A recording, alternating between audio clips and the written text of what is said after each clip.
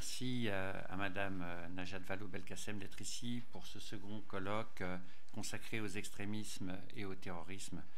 Vous nous aviez déjà témoigné votre confiance et la volonté de nous accompagner lors du colloque organisé le 4 mai à l'Assemblée nationale sur des sujets proches. Merci à Alain Chouraki et au Camp d'Émile pour la co-organisation de ce moment de réflexion universitaire. Et nous n'avons pas pris grand risque, je vous rassure.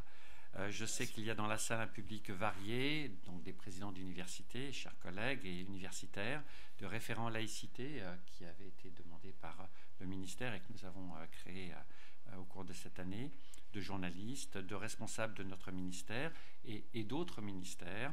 À tous, je rappelle que le Camp d'Émile est un lieu mémoriel unique, reconnu par l'UNESCO, qui offre une réflexion sur les processus du totalitarisme, de la radicalisation, de résistance absolument unique. Et j'en parlais tout à l'heure avec Alain Chouraki, qui montre aussi comment les démocraties peuvent dériver face au risque de totalitarisme. Je vous encourage donc tous à aller visiter ce camp et à contacter ses responsables, M. Chouraki et M. Mossek, que je remercie pour son travail à nos côtés. Quand nous avons pris l'initiative de ce colloque, c'était dans l'optique de l'anniversaire des attaques contre Charlie Hebdo.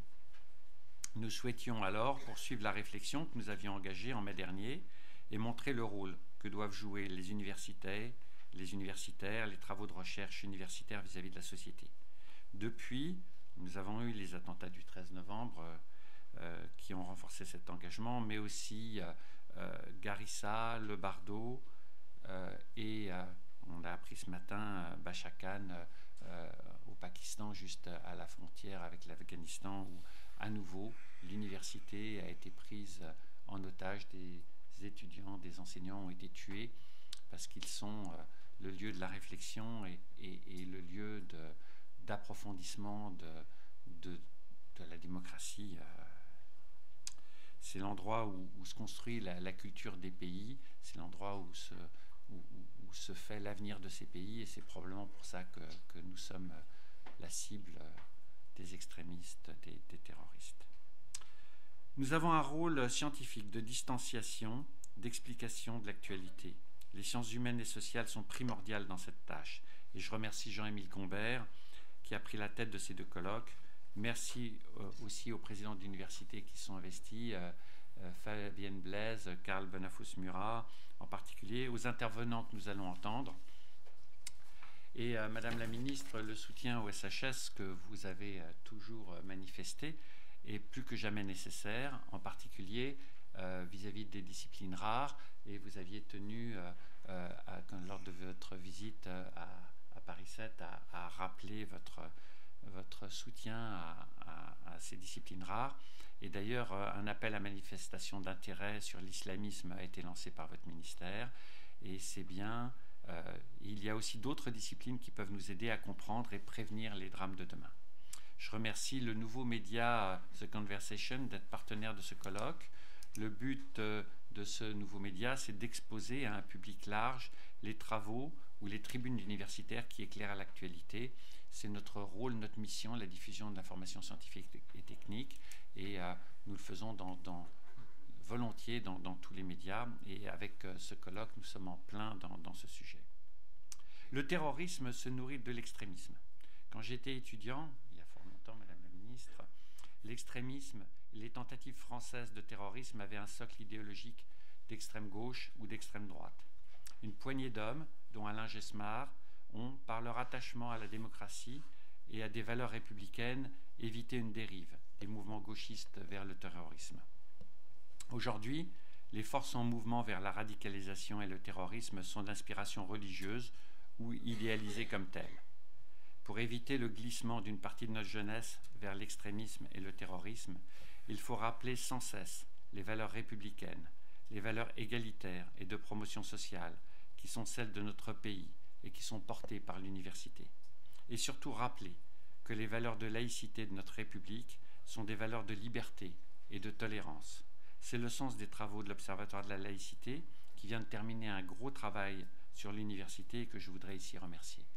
Madame la Ministre, nous vous écoutons et les universitaires seront toujours là pour défendre les valeurs de la République et défendre les libertés. Et je vous remercie encore d'être parmi nous. Merci.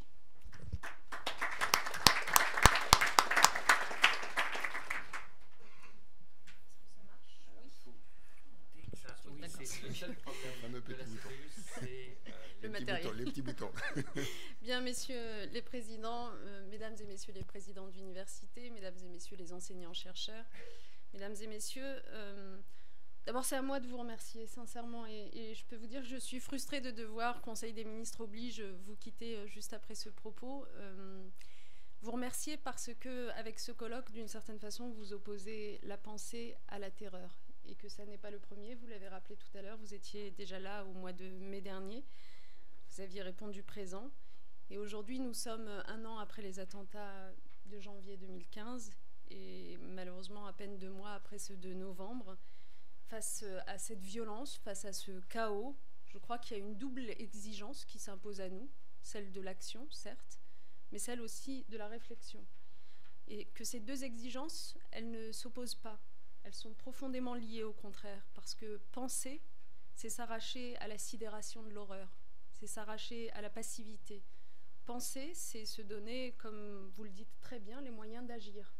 Nous avons besoin de cela. La recherche, d'une certaine façon, c'est ce qui ouvre le champ d'une action possible.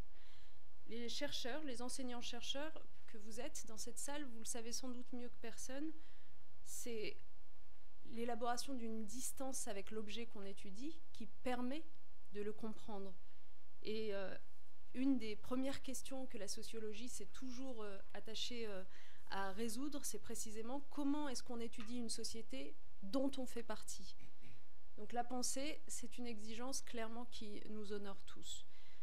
Plutôt que de détourner les yeux, vous avez décidé de vous confronter aux défis d'aujourd'hui. Vous avez décidé de vous appuyer sur une méthodologie rigoureuse, de vous emparer du réel dans un effort de compréhension dont le colloque d'aujourd'hui témoigne. Les attentats de novembre, comme ceux de janvier, appellent à la fois une réponse ferme, qui est celle de l'État, qui est celle des pouvoirs publics, mais appellent aussi des réponses qui sont celles de la recherche.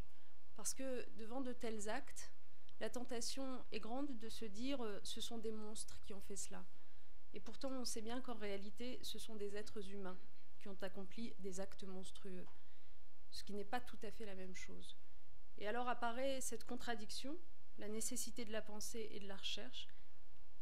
Et donc, il faut se tourner absolument vers le processus qui a conduit ces êtres humains vers cette radicalisation.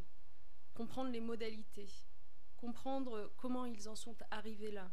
C'est une première étape pour une action qui soit à la fois efficace et pérenne.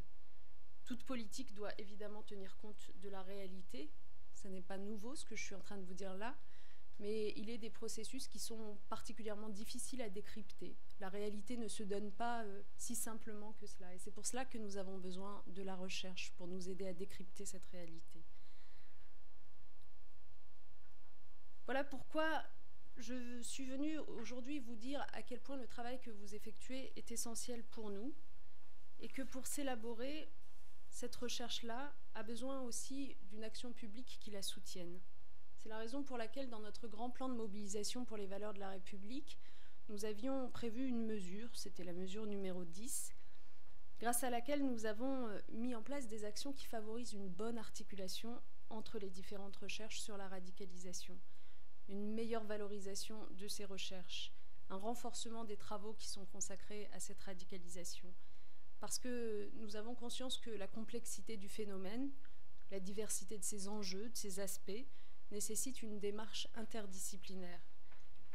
Hier, à l'occasion d'un déplacement dans un collège, j'évoquais, en parlant de sécurité et de climat scolaire, l'importance de croiser les regards. Eh bien, il en va exactement de même dans la recherche d'aujourd'hui. On a besoin de regards croisés des différentes disciplines, ne serait-ce que par la diversité des voies par lesquelles s'opère la radicalisation.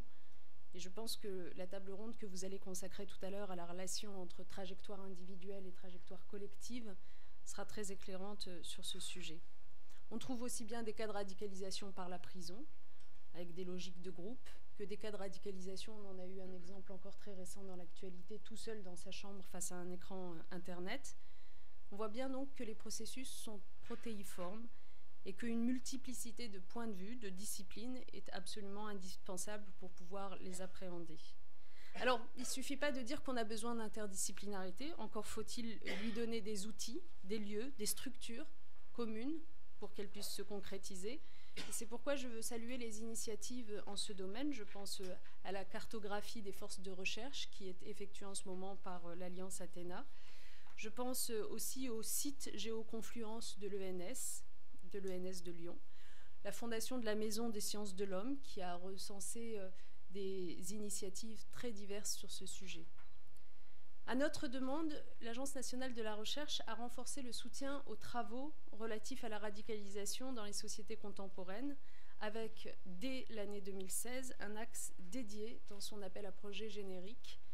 Nous avons tenu à ce que ce travail soit fait, et c'est l'occasion pour moi ici de saluer l'annonce qui a été faite par le président de la République il y a quelques jours, qui ne vous aura sans doute pas échappé, d'augmenter les moyens attribués à l'ANR pour précisément dynamiser notre potentiel de recherche, notamment sur des sujets comme celui-là.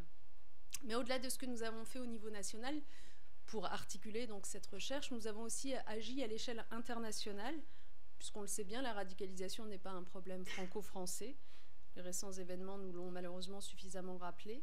Alors nous avons au niveau européen orienté les financements de la recherche vers ces thématiques en favorisant la constitution de réseaux de chercheurs européens. Je pense en particulier à l'engagement français dans le consortium européen Radicalisation Awareness Network.